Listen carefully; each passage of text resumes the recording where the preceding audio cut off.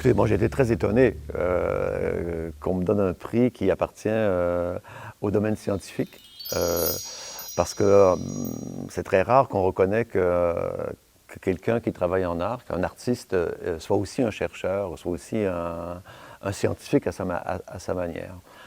J'ai travaillé beaucoup à l'université, j'ai fait beaucoup de productions avec les étudiants, mais parallèlement à ça, donc, j'ai aussi fondé une compagnie de théâtre qui s'appelle Les Têtes Heureuses. Et c'est peut-être une des raisons pour lesquelles on a pensé m'accorder ce prix, c'est que Les Têtes Heureuses auront 30 ans cette année. Donc c'est un anniversaire important. C'est quand même pas rien, 30 ans pour une compagnie de théâtre. Il y en a d'autres dans la région qui sont aussi, qui ont cet âge-là. Cette région est une région particulièrement, qui se remarque particulièrement pour ce qui est de la vie théâtrale. Et cette compagnie, elle a commencé une ambition très vaste. Enfin, c'était d'échapper au plus de contraintes possibles et d'avoir un rapport avec tout le répertoire qui existait. Enfin, c'est un théâtre qui a d'abord commencé là-dessus, qui a au centre de son travail, qui a le texte au centre de son travail. Et donc, on a commencé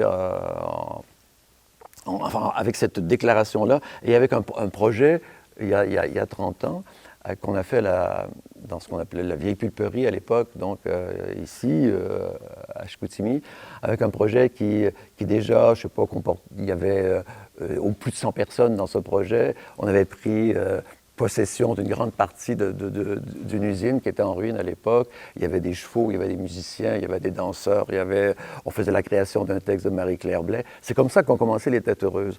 Et je dirais la chose dont je suis le plus fier, après 30 ans, c'est que Les Têtes Heureuses méritent encore absolument leur nom. C'est-à-dire, avec le prix qu'il faut payer pour ça. C'est-à-dire, parfois on trouve qu'on n'a pas l'organisation sur le plan administratif, par exemple, qu'il faudrait avoir. Mais je pense que sur le plan de l'engagement artistique et sur le plan de la recherche, justement, on est resté absolument fidèle à ce premier spectacle-là. Donc, ce que font Les Têtes Heureuses, à chaque année, à chaque fois, se redéfinit en fonction des paramètres qui ont vu notre naissance. Donc aussi, et ça appartient pour moi à la définition du théâtre aussi, il y avait l'occupation d'un espace. Et pendant très longtemps, Les Têtes Heureuses vont être, avant d'être installées à l'université, de devenir une compagnie professionnelle en résidence à l'université, ce qui est la seule. Il y a un seul cas au Québec, et c'est ici à l'UQAC.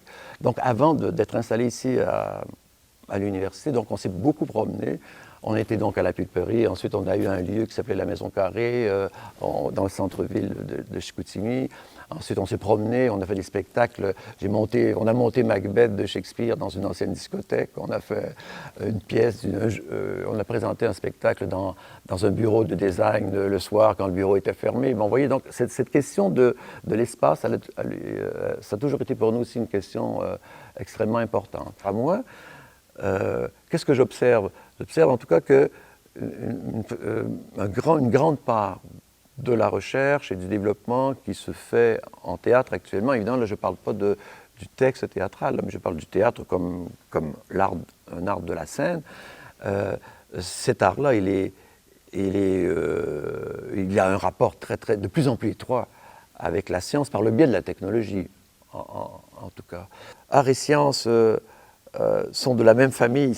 Un scientifique, comme on le définit, et un artiste, comme on le définit, ce sont des frères qui sont beaucoup plus proches qu'on l'imagine. Mais malheureusement, dans la pratique, concrètement, dans cette université, par exemple, il y a les arts d'un côté, il y a les sciences de l'autre côté, et c'est très, très difficile de les rapprocher. Mais concrètement, et autrement que par le biais de la technologie. Et moi, je pense que c'est ailleurs que ça devrait être intéressant. C'est ailleurs que des scientifiques et des artistes devraient se rencontrer. Et malheureusement, ce mélange explosif que ça pourrait produire, pour ce qui est de la connaissance, pour ce qui est du savoir, ne se produit pas assez souvent.